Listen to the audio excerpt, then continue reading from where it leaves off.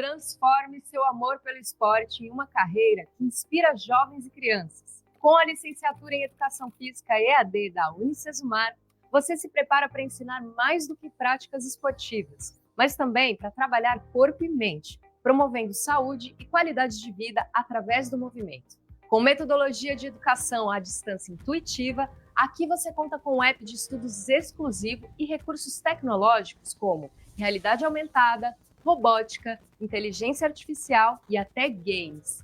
Tudo para tornar a sua experiência de aprendizado mais imersiva e prática. Além disso, você tem aulas online e ao vivo, com professores experientes e estágio supervisionado que te ajuda a entender como o educador físico atua no cenário atual. Com 4 anos de formação em nota máxima no MEC, o curso oferece formação completa sobre as mais variadas atividades físicas e esportes, desde suas regras e sistemas de jogo até os movimentos corretos de cada modalidade, em disciplinas como anatomia humana aplicada à educação física, desenvolvimento e aprendizagem motora, psicologia da educação e muito mais. Você se prepara para atuar na docência e fazer a diferença na vida de crianças e jovens. Inscreva-se na graduação em Educação Física da Unicesumar.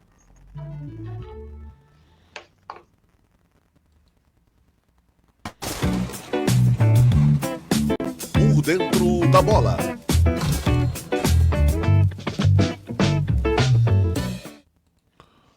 Olá, olá, olá, bom dia, boa tarde, boa noite. Por dentro da bola, o programa de esportes de Sabe Caxias está no ar para mais uma edição. E uma edição sempre trazendo a resenha atualizada do esporte. Você que está nos ouvindo agora por Sabe Caxias News, você que estará nos ouvindo na nossa programação, sempre próximo ali da jogada. O programa tem feito a sua história também aqui no esporte local e regional. E estamos vendo histórias acontecerem.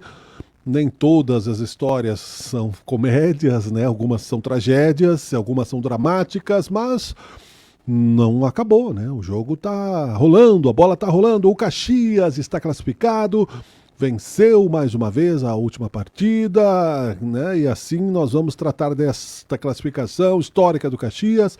Agora vai, Série B já está logo ali, ou não dá para contar, né, a vitória antes do tempo. Vamos saber disso com o Joselito Santos daqui a pouquinho, ele que já está pronto para entrar no ar também, com comentários, sua resenha e a sua análise esportiva de qualidade. E também o Ju, né, que esperando aí, né, nova direção na beira do campo, perdeu pro quase, né, rebaixado também Santos, do Neymar, que está tentando perder a gordura e se colocar na condição de um selecionável. Tudo isso é parte do programa.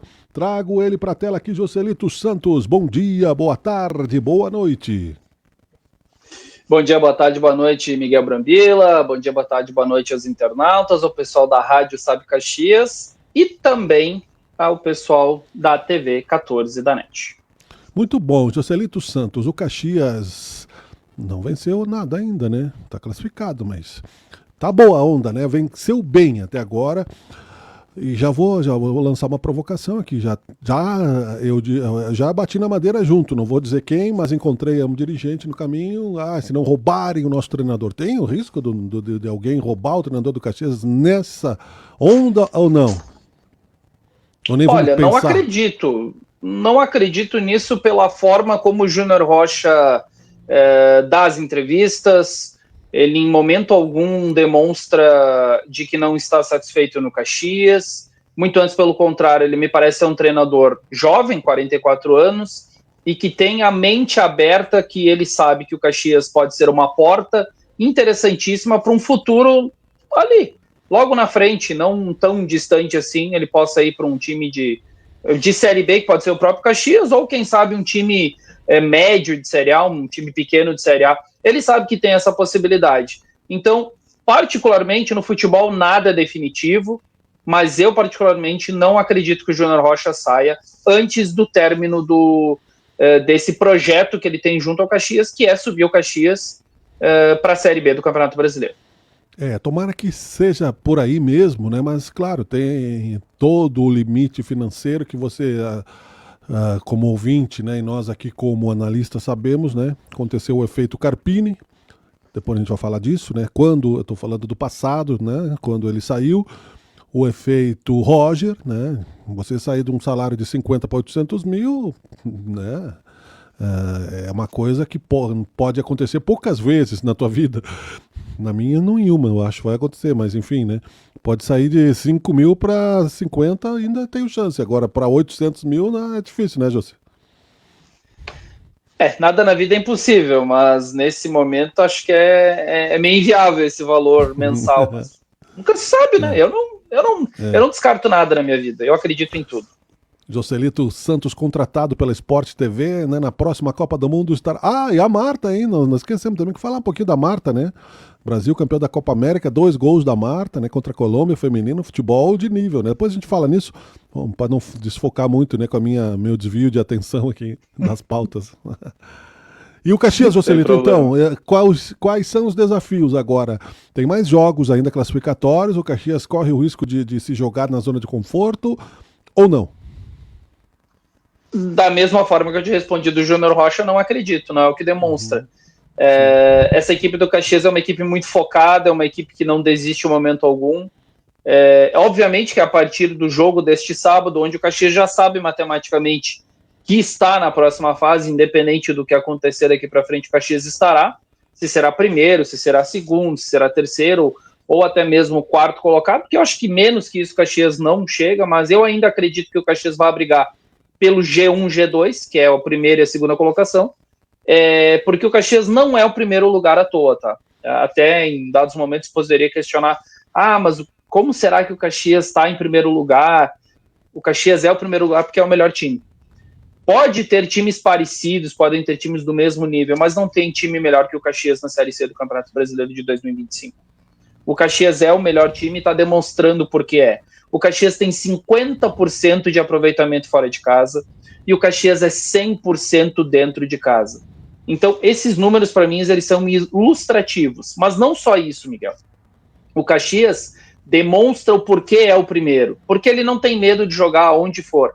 Teve um pequeno deslize lá em Recife contra o Náutico? Teve um pequeno deslize lá. Mas também os melhores times do mundo, como o Manchester City, como o Real Madrid, como o Barcelona, eles também têm seus deslizes durante a competição, durante a temporada. E o Caxias não é um Real Madrid, o Caxias não é um Manchester City, muito menos um Barcelona. É um time de Série C, é um time organizado, é um time que tem vontade e é um time que demonstra que quer algo a mais dentro da competição nacional. E aí, qual é a estratégia nesse momento? O que tu acha, considerando, claro, não é achismo, né? A gente está analisando aqui o perfil do treinador e do Caxias até aqui. Sim. O que seria e o ideal a gente pode colocar. Uma coisa é o que ele vai fazer, né? E uma coisa é que a gente pode achar ideal, mas o Caxias já demonstrou que o ideal é o que está fazendo, que está ganhando, né? Historicamente ganhando e historicamente realmente, né? Com uma mudança radical de torcida, isso é importante, do comportamento da torcida, né? Que acho que um time que está como o Caxias em construção e para manutenção tem que ser quase como, né, a Fiel lá, o Corinthians, e ir em campo até quando o time está perdendo, né? Então ainda mais, porque, claro, né? E empurrar o time. Mas, por exemplo, o Caxias está numa confortável situação. Não sei se é interessante escolher o adversário do quadrangular. Se tu vai explicar isso, tá? Se é interessante economizar perna. Se é interessante, né? Eu acho que os cartões vão ficar zerados para a segunda fase, mas economizar perna. Sim. Fazer os testes necessários, manter a equipe motivada sem gastos desnecessários, né? No caso, não precisa, né? Agora. Então, quer dizer, o Caxias tem essa vantagem, pode chegar no quadrangular com mais fôlego, né? Já com essa classificação antecipada. O que eu penso que o Caxias vai fazer, o que o Caxias penso que irá fazer, é manter a mesma situação como vem acontecendo até aqui. Mas o Caxias já está classificado, por que o Caxias vai manter a régua? Porque para tu chegar no quadrangular, tu tem que chegar em alto nível. Porque se o Caxias chegar nessas quatro próximas partidas e der uma arrefecida, vamos valorizar aqui, vamos jogar o time reserva ali. Não. Minha opinião, o Caxias tem que entrar como não se tivesse sido classificado. Caxias tem que entrar às ganhas, o Caxias tem que entrar à vera, como a gente diz no futebol. O Caxias tem que entrar, não tem que mudar absolutamente nada, o Caxias não precisa de falto novo. O Caxias tem que seguir exatamente como vem fazendo. Vem fazendo boas partidas, vem fazendo partidas consistentes, onde o time está demonstrando que quer algo a mais, como tu mesmo mencionou, o Caxias não venceu nada. Não conseguiu nada até aqui.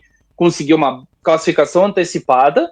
É bom lembrar que no ano passado, a esse mesmo momento, o Caxias precisava ganhar 5 para não cair. Agora o Caxias tem 4 partidas para administrar, entre aspas, o que o Caxias quer na próxima fase. Mas aquela história também de escolher adversário, não estou vendo isso nesses jogadores, não estou vendo na direção e não estou vendo muito menos no treinador.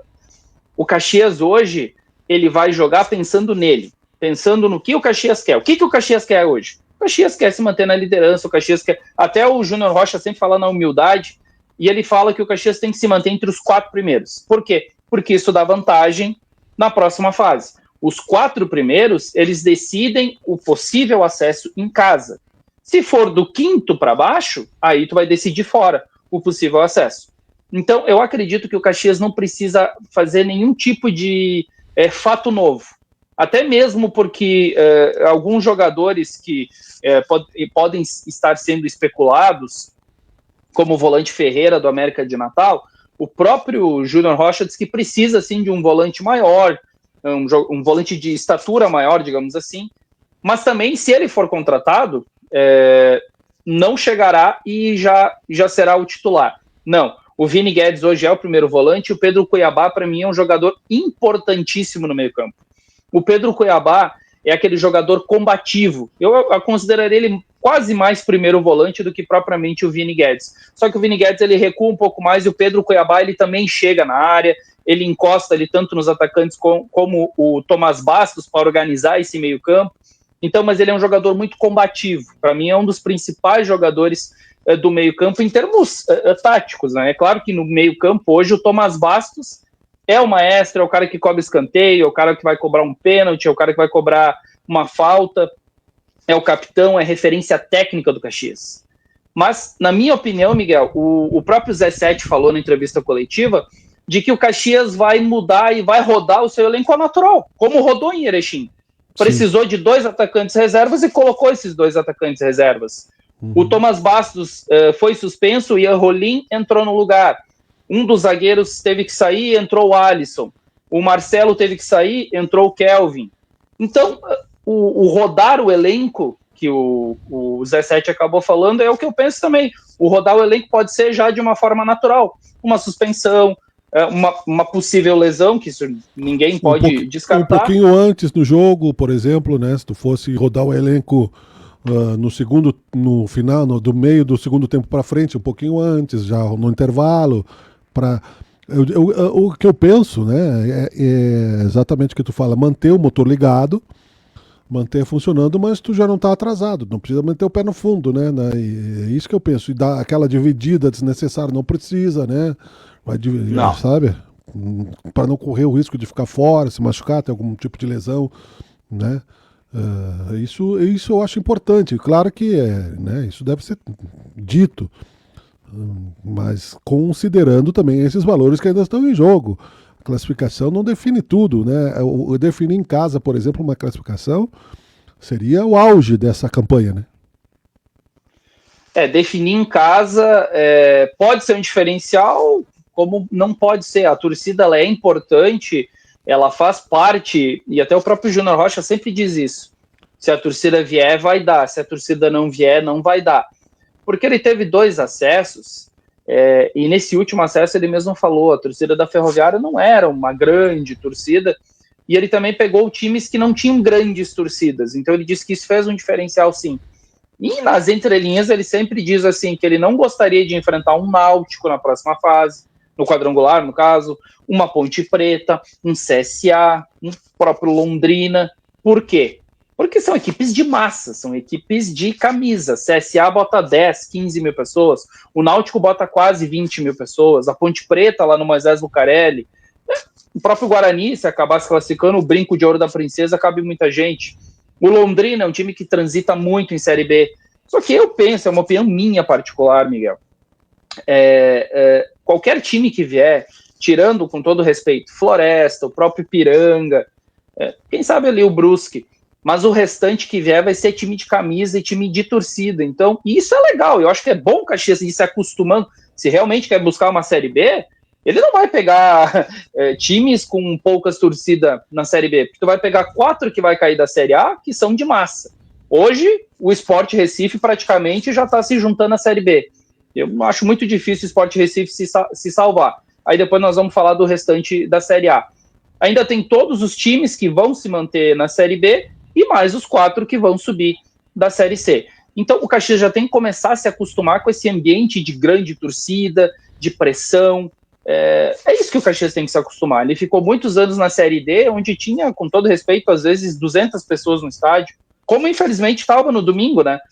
A torcida do Caxias, ela era tão maior ou mesmo, vamos dizer assim, a mesma quantidade da torcida do Ipiranga. A torcida do Ipiranga, ela é, com todo respeito, mais dupla Grenal do que propriamente a torcida própria do Ipiranga. E o Ipiranga vem há anos já na Série C, e daqui a pouco isso poderia se consolidar, mas não se consolida. E aí que eu sempre entro naquela questão que eu sempre disse, e eu já falei aqui, que o Ipiranga hoje, em termos de Série C, ele é maior que o Caxias. Em termos de Série C, ele é mais experiente que o Caxias.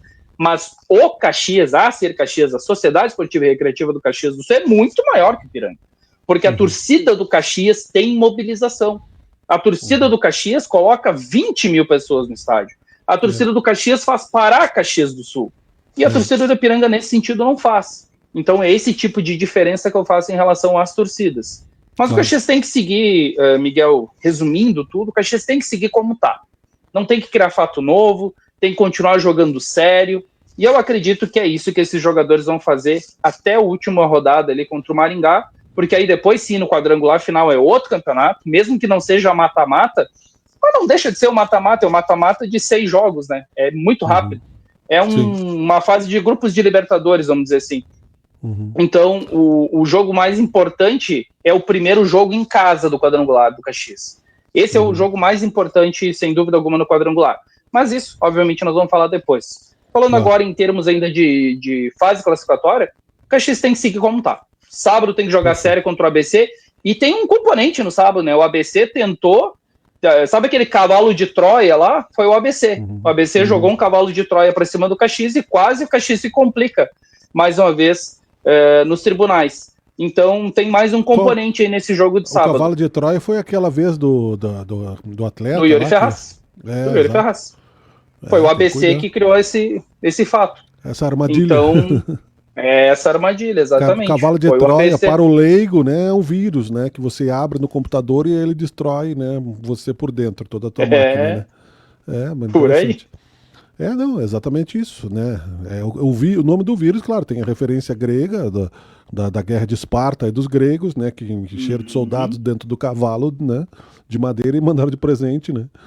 E aí virou, né? A sinônimo da armadilha da traição de uma guerra, o cavalo de Troia, né? Da espionagem industrial e enfim, né? Só para a gente relembrar culturalmente este momento. Muito bem, Joselito Santos, então é isso de Caxias, né? Um bom momento.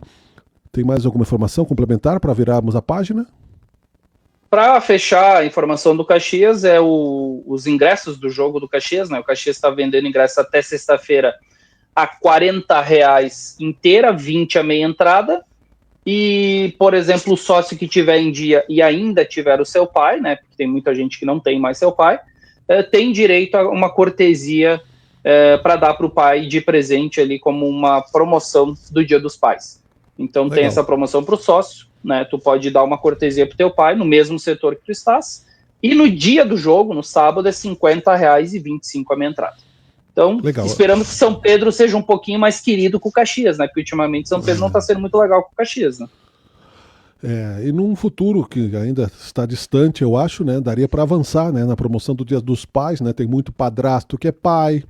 Tem muita mãe, né, que é pai e mãe ao mesmo tempo, né? Tem muitos outros gêneros que fazem o papel de pai, mas isso não é para o momento agora, mas vai chegar esse momento também, Joselito, né? Hoje em dia as famílias estão todas elas diferentes, né? O pai não é somente o biológico, né? O pai é a função paternal que se faz, né, dentro de uma família, né? E para fechar, Miguel, eu gostaria de comentar assim, não só o time tem que se preparar para o quadrangular, como a torcida. Eu acho que a torcida tem que vir em maior número, porque eu acredito que no quadrangular sim vai vir em grande número, mas para não dar aquele susto nos jogadores, vamos dizer assim, que tu tá vendo um estádio com 3 mil e num jogo decisivo tem 10, 12 mil. Então acho que é legal gradativamente o torcedor ir já se acostumando também ao quadrangular, para ir dando, e até porque assim, acho que esse jogo é legal, Miguel, para a torcida dar aquele abraço no time, porque o time já está classificado. Acho que é uma maneira também de dizer, ó, nós estamos com vocês.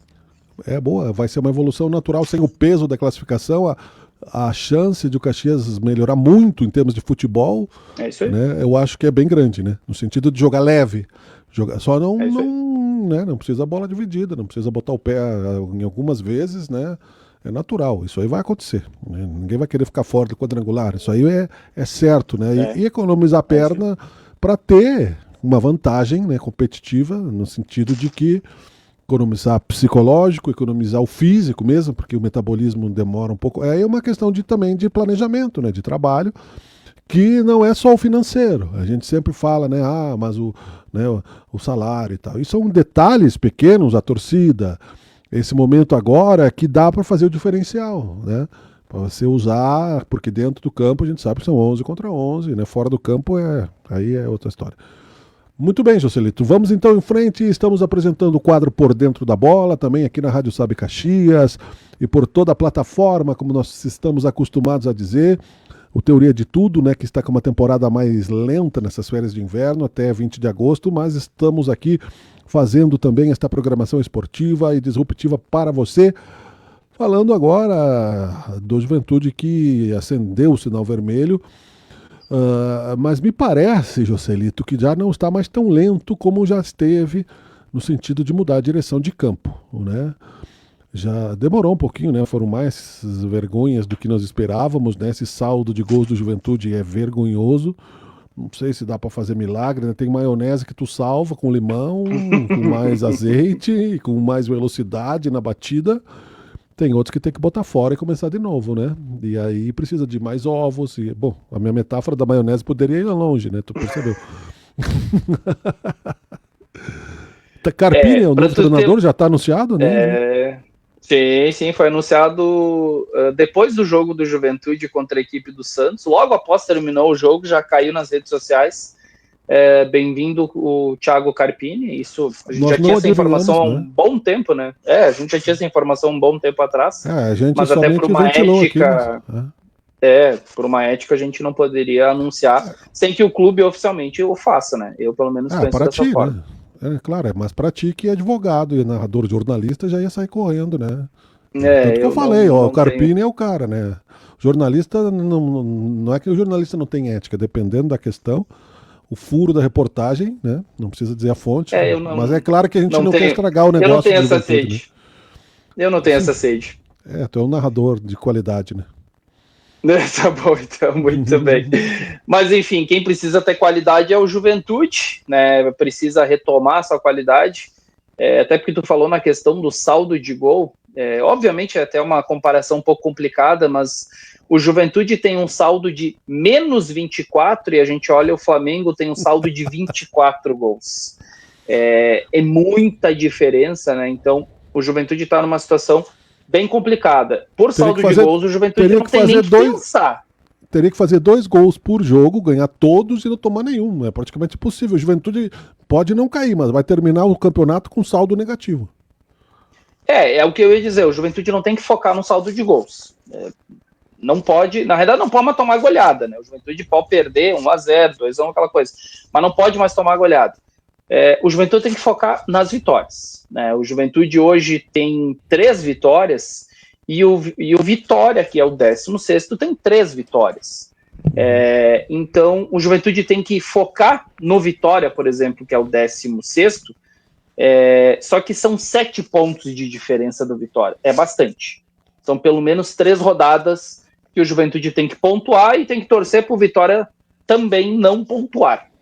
Então, mas o Juventude tem que pensar nele nesse primeiro momento, né? O Juventude já tem, antes de nós falarmos do jogo do Santos, a próxima partida do Juventude é contra o Corinthians, aqui no estádio Alfredo Jaconi. a estreia do Thiago Carpini. O Thiago Carpini vai ser apresentado na manhã desta quarta-feira, dia 6 de agosto, às 11 horas da manhã, no CT do Esporte Clube Juventude. Thiago Carpini vai ser apresentado, ou reapresentado, na realidade, né, porque ele já foi treinador do Juventude em 2023, e pegou o Juventude mais ou menos nessa situação na Série B.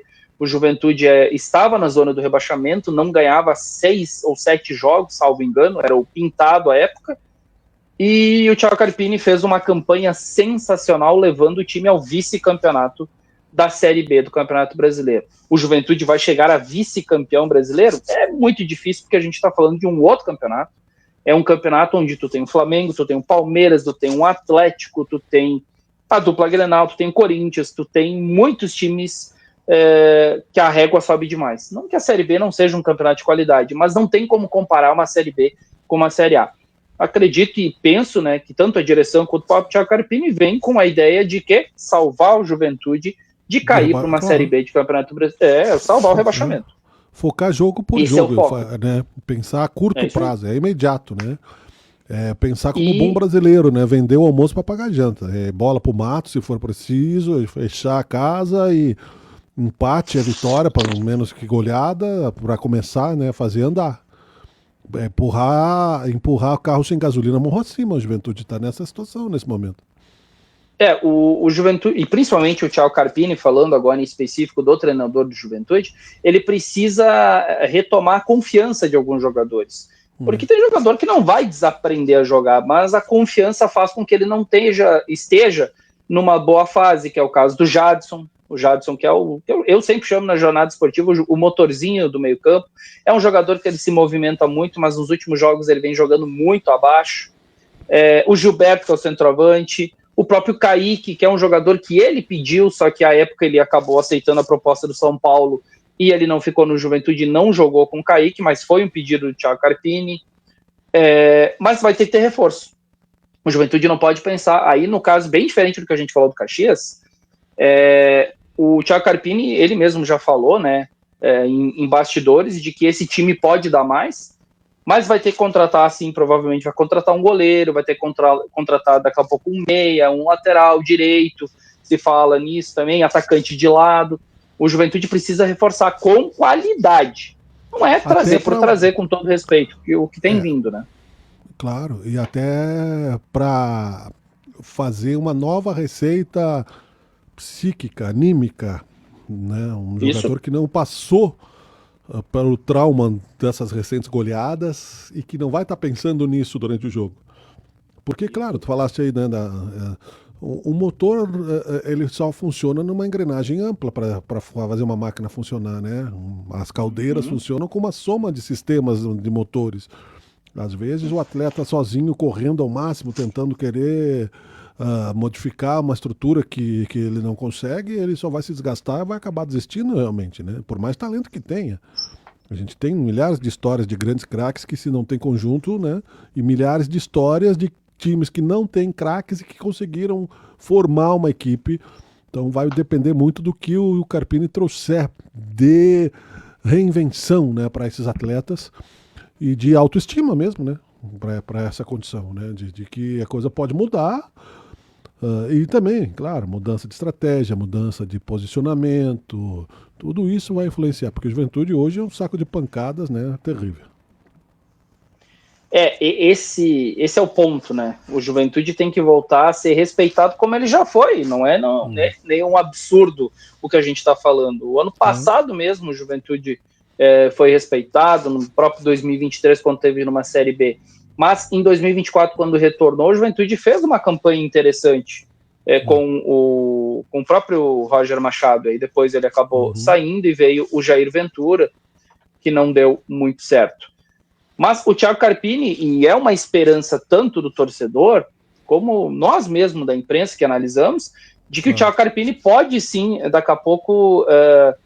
que é difícil, porque não existir uma comparação do último trabalho que ele fez aqui mesmo no Juventude. A gente não vai nem falar do Vitória. Recente, né? E é muito recente, né? Exatamente. E nem vou falar do Vitória, que ele pegou também o Vitória nessa mesma situação, e além de tirar o Vitória da zona do rebaixamento, colocou o Vitória na Copa Sul-Americana. Então ele é um treinador que está acostumado a fazer isso, é um treinador que ele sabe como tirar os times de situações como essa diante da equipe do... mais ou menos nessa linha. O Juventude é aquela vaca atolada hoje, né? Tu não pode puxar ele pelo... pior, né? O cavalo no banhado, né? Tu não pode puxar ele pelo pescoço que tu mata.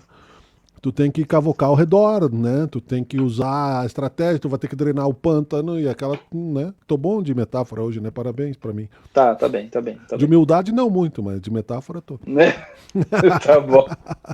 Então é isso. Ou seja, tu não vai poder amarrar um laço no chifre e arrancar o pescoço da vaca atolada. Tu vai ter que cavar no fundo. Criar uma base, um solo, né? Criar terreno pro Juventude pisar e mudar consciente essa história, né? O Juventude, agora falando do jogo específico contra a equipe do Santos, não tinha o Thiago Carpini, mas já tinha os auxiliares do Carpini, né? Já estavam lá no Morumbi, no Morumbis, que agora não é mais Morumbi, é Morumbis, né? Porque tem o name rights. O Juventude fez uma partida melhor do que vinha fazendo com o Cláudio Tencati. O Juventude chutou mais a gol, teve mais finalizações, não foi efetivo, por isso acabou, como se diz, né, o Juventude acabou perdendo mais uma partida, mas mostrou evolução mesmo antes do treinador chegar. Pode ter tido alguma diretriz do Carpini?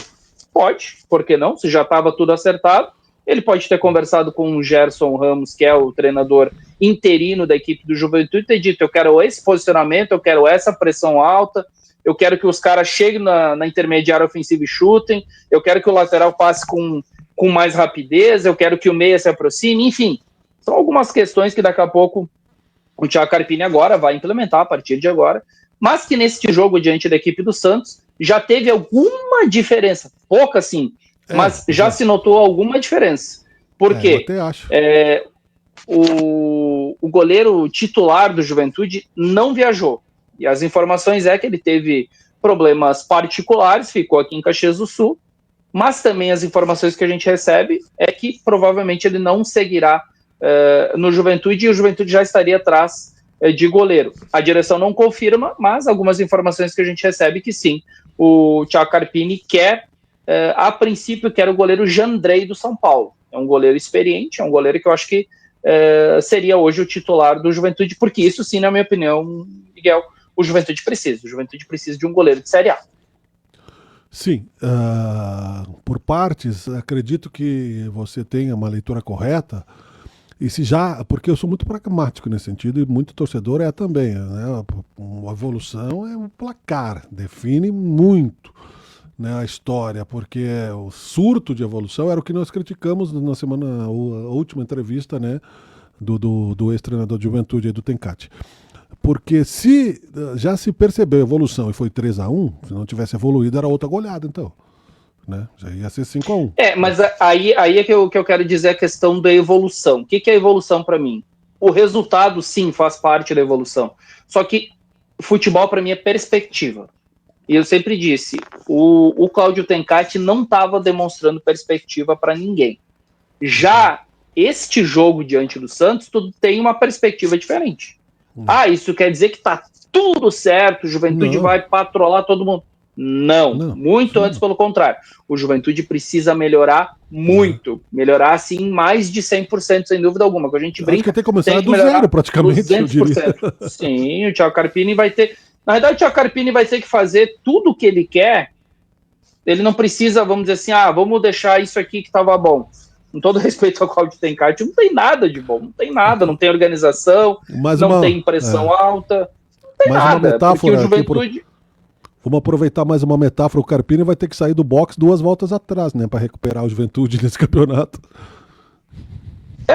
O Thiago Carpini, ele, o que ele fizer, na realidade, ele vai ter o aval, seja do torcedor, seja da direção, porque não estava sendo feito, com todo respeito, não estava sendo feito nada, né, nenhum tipo de organização, e o Juventude precisa de organização, que é o que ele fez em 2023. O time do Juventude era um time organizado, um time que tinha uma pressão alta, um time que tinha não sempre só os 3 atacantes, mas daqui a pouco tinha 4 no meio, 2 atacantes, o centroavante mais próximo do atacante, mais rápido.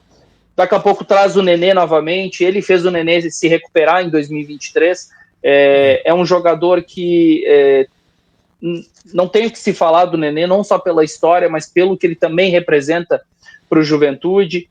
O Lucas Fernandes, que é o meia que foi contratado, acabou já se machucando, então não sei que nível de contratação que o Juventude fez, de um atleta que fez uma partida e já se machucou.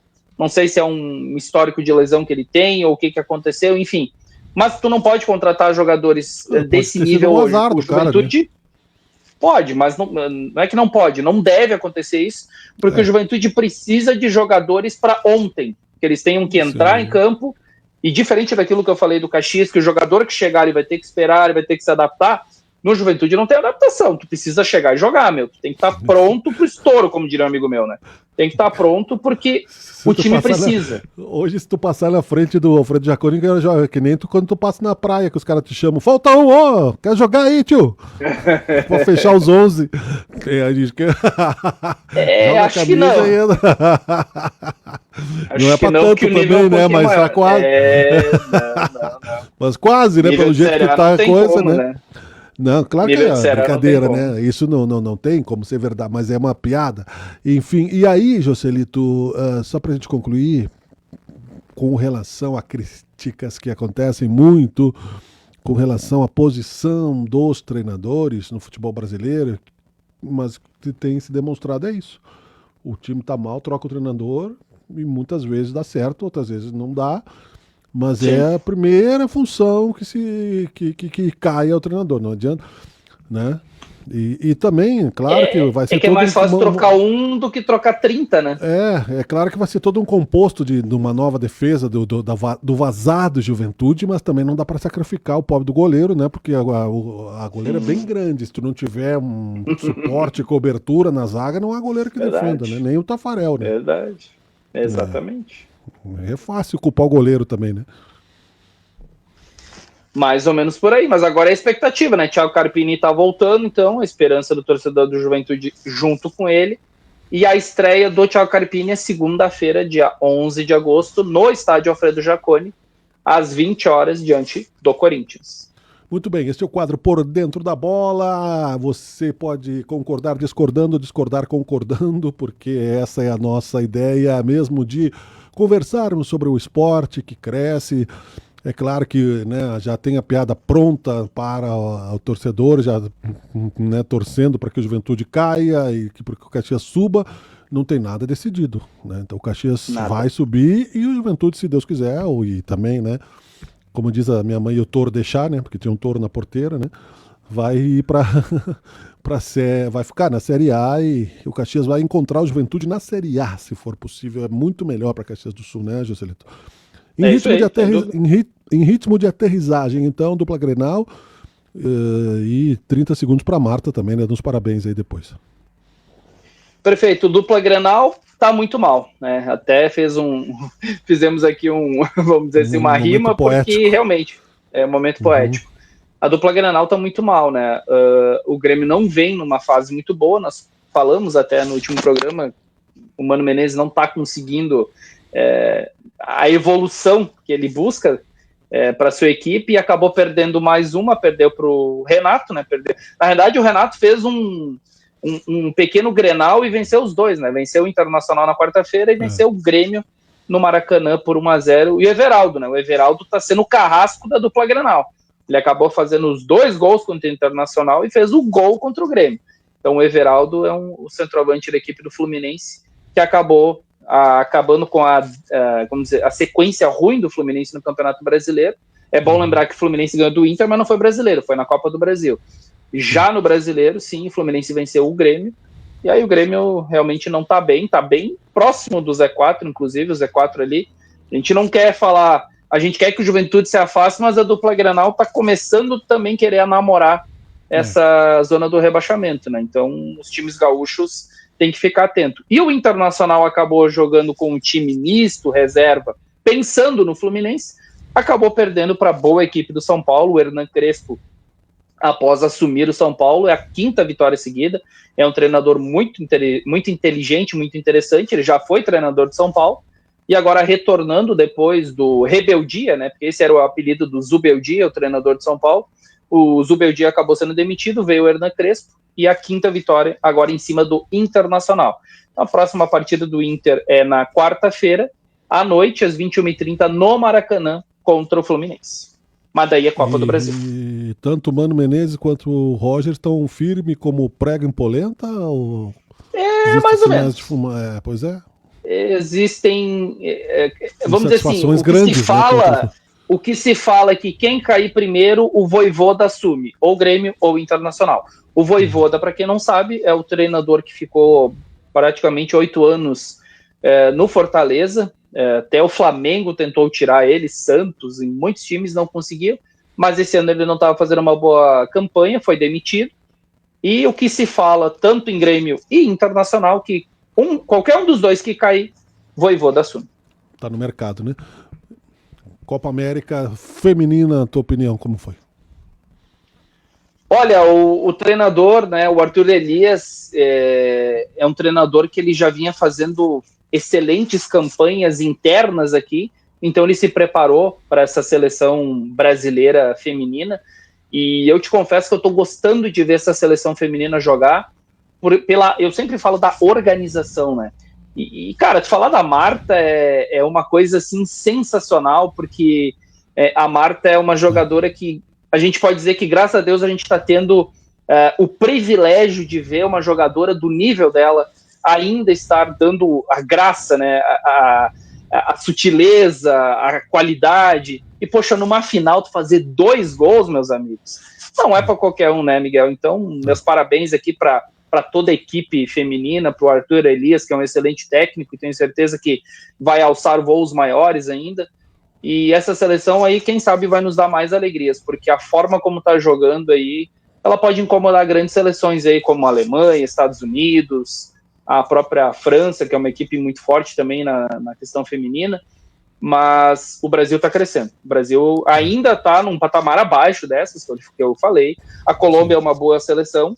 Foi um jogão, tanto é que hoje, foi um jogão de bola. Sim, jogaço, né? Tanto é que o placar, por si só, ele já mostra, né? E gols bonitos, né? Harmônicos. Gols bonitos. Não é mais aquele futebol desengonçado. A Marta é nosso Pelé, né? Da feminina. É isso aí. Né? Claro que se for a fundo, né, o Brasil não pode ficar na Marta dependência, né? Porque eu fiquei surpreso, realmente. A Marta é uma atleta que eu não sei exatamente a idade dela, mas é uns 45 anos já, eu acho. Né? Não é pouco tempo, né? Deixa eu pesquisar aqui que eu já te falo. Então você veja que ela foi decisiva. As atletas deram suporte, mas para que haja uma 30 é muito bom pro futebol feminino, mas também porque ela é geneticamente privilegiada, né? Sim. Privilegiada coisa, não, merecedora, né? Vamos dizer. Merecedora. Isso. Muito bem. Ficamos por aqui, Joselito. Um belo programa mais uma vez. Muito obrigado. Valeu, Miguel. Um abraço para você, um abraço para todos e até a próxima. Até a próxima, Por Dentro da Bola. Tchau, tchau. Fique conosco. Por Dentro da Bola.